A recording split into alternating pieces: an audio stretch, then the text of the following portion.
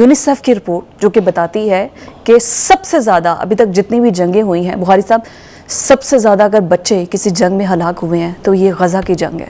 اور یہ جب ہم کمپیریزن کرتے ہیں یا کمپیریٹیو سٹیٹمنٹ دیتے ہیں، اس میں دونوں جنگ عظیم 1 جنگ عظیم 2 شامل ہیں. 1 2 دونوں. تو اس بے حسی، اس بے غیرتی، اس آنکھیں بند کرنے کے رویے کا کون ذمہ دار ہے؟ ہم کئی دفعہ اپنے پروگرام میں کہہ چکے ہیں. وہ چاہے مسلم امہ ہے، جس کے بارے میں میرا ہمیشہ سے کنسسٹنٹ سٹانس یہ رہا ہے کہ کہیں گمی ہوئی ہے، مل نہیں رہی ہے، کہاں چلی گئی ہے امہ.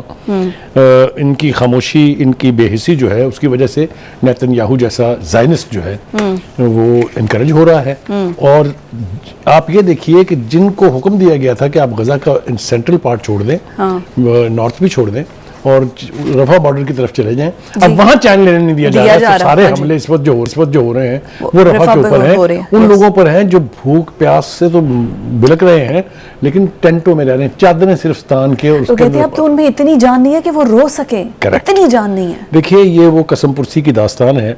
وہ کسی ماں کے دل سے پوچھیں جس کا بچہ اس طرح بلک رہا ہو، کسی بھائی سے پوچھیں جس کی بہن جو ہے. مطلب یہ دردناک بات ہے، اس کو ہم کریں گے تو جذباتی ہو جاتا ہوں، اور میں خاص طور سے ہو جاتا ہوں، ہم دونوں ہی ہو جاتے ہیں. اس کی جتنی بھی مذمت کی جائے وہ کم ہے. لیکن اب ایک چیز مجھے جو انکریج کر رہی ہے وہ یہ ہے کہ ہم نے دیکھا کہ دنیا بھر کے شہروں میں یہ اس زائنزم کے خلاف احتجاج بھرپور، چھوٹے موٹے احتجاج نہیں ہیں. اس کے بعد دوسرا بڑا کام یہ ہوا کہ جتنے بھی امریکن لیڈر ہیں، چاہے وہ جو بائیڈن ہے، چاہے وہ اینٹنی بلنکن ہے، چاہے کوئی بھی ہے، تو وہ جہاں بھی جاتے ہیں جو پبلک میں جب جاتے ہیں تو جو ان کے ساتھ سلوک ہوتا ہے وہ بھی ہم نے اپنی آنکھوں سے دیکھا ہے. اسی طریقے سے اب جو انٹرنیشنل آرگنائزیشنز کے ریپرزینٹیٹیوز ہیں ان کی بھی زبان اب کھلنی شروع ہو گئی ہے. اور 2-3-4 حوالے تو شروع سے بول رہے تھے جو اس اعتبار سے، پہلے تو نیتن یاہو صاحب نے یہ کہہ دیا جی کہ امریکہ ہم پہ دباؤ بنا رہا ہے کہ ہم غزہ کی پالیسی جو ہے اس کو تبدیل کریں. اور ہم نے دیکھا آج منظرنامہ بھی ہمارے پروڈیوسر نے بھی مجھے دکھایا تھا، وہ یہ ہے کہ وہاں پر اس کے گھر کا گھیراؤ کیا ہوا ہے اسرائیلیوں نے نیتن یاہو کے گھر کا.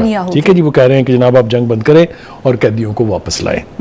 تو اندر سے بھی آوازیں اٹھ رہی ہیں، باہر سے بھی آوازیں اٹھ رہی ہیں. باہر سے اٹھنے والی آوازوں کا کچھ تھوڑا سا تذکرہ جو ہے وہ میرے خیال سے کرنا. ایک تو یہ بات ایک سابقہ اسرائیلی فوجی کمانڈر نے کہہ دی ہے، نہ آپ حماس کو ختم کر سکے ہیں، نہ آپ اس جذبے کو مار سکے ہیں، نہ آپ یہ جنگ جیت سکے ہیں، نہ آپ یہ جنگ جیت سکتے ہیں. یہ 4 کیٹیگوریکل سٹیجز ہیں. ٹھیک ہو گیا جی. اس کے بعد جناب ہم دیکھتے ہیں کہ امریکی سینٹر صاحب جو ہیں وہ یہ کہہ رہے ہیں کہ اس وزیر اعظم کو تبدیل کر دینا چاہیے، لہٰذا نئے انتخابات کرائیں آپ. ٹھیک ہے جی.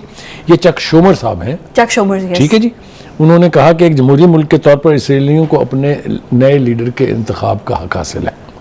ٹھیک ہو گیا جی. اس کے بعد آپ آجائے ویری ریناؤنڈ جیوش لیڈر جو کہ یہ کہہ رہے ہیں. یس. اور نینسی پیلوسی کا بیان بھی ہے. دوسرا جناب نینسی پیلوسی جو ہے وہ کہہ رہی ہیں کہ اسرائیلی وزیر اعظم نیتن یاہو نے اسرائیل کی خدمت کرنے سے زیادہ اس کو نقصان پہنچایا ہے. اب یہ اٹھنے والی ذرا آوازیں سنتے جائیں آپ. جی. اس کے بعد وہ جس فوجی کمانڈر کا ذکر میں نے کیا تھا، یا زیبوک برک نام ہے ان کا، وہ کہتے ہیں کہ غزہ اور لبنان میں جو کچھ ہو رہا ہے وہ جلد یا بدیر آپ کے منہ پر آ کے پڑے گا. ٹھیک ہے جی. آپ زیادہ دیر تک لوگوں سے جھوٹ نہیں بول سکتے. یہ ایک اسرائیلی کہہ رہا ہے. جی جی جی. اس کے بعد جناب ہم نے دیکھا کہ اقوام متحدہ نے بھی کہا ہے کہ جناب غزہ کی جنگ کے دوران اسرائیلی فوج کو تیل کی سپلائی بند کر دینی چاہیے. ہاں، آئل سپلائی بند. ٹھیک ہے جی. یہ مائیکل فخری نے بھی یعنی کہا ہے کہ کن کن ملکوں کے ذریعے تیل پہنچ رہا ہے. یہ بے حیائی بھی اب بند. عام تک تو بتا دیا ہے، ابھی بھی اگر تیل پہنچنے کا سلسلہ نہ رکا. برازیل، روس، آذربائیجان اور قازقستان اور قازقستان تو مسلمان ملک ہیں یار، خدا کے واسطے کس کا رونا رہے، کسے وکیل کریں، کس سے منصفی چاہیں. اور دوسری بات جناب آگے آ جائیے، مائیکل فخری صاحب یہ بھی کہہ رہی ہیں کہ اسرائیلی فوج کو تیل سپلائی کرنا غزہ میں نسل کشی کے مترادف ہے. یہ وہ آوازیں ہیں جس کا ہم پہلے بھی تذکرہ کرتے رہے ہیں، لیکن یہ اب آوازوں میں آوازیں ملتی جا رہی ہیں اور ایک نیا منظرنامہ ہمارے سامنے آ رہا ہے. نیتن یاہو یہ جنگ نہیں جیت سکتے، یہ جنگ نہیں جیت سکتے، یہ جنگ نہیں جیت سکتے. حماس کو ختم کرنے کا خواب دیکھنا بند کرنا پڑے گا. اندر سے آوازیں آ رہی ہیں نا. آپ اور میں تو کب سے شور مچائی رہتے. تھینک یو سو مچ بخاری صاحب. ٹائم بڑا شارٹ ہے. ناظرین یہ تھا ہمارا آج کا پروگرام. کل ملاقات ہوگی. اللہ حافظ.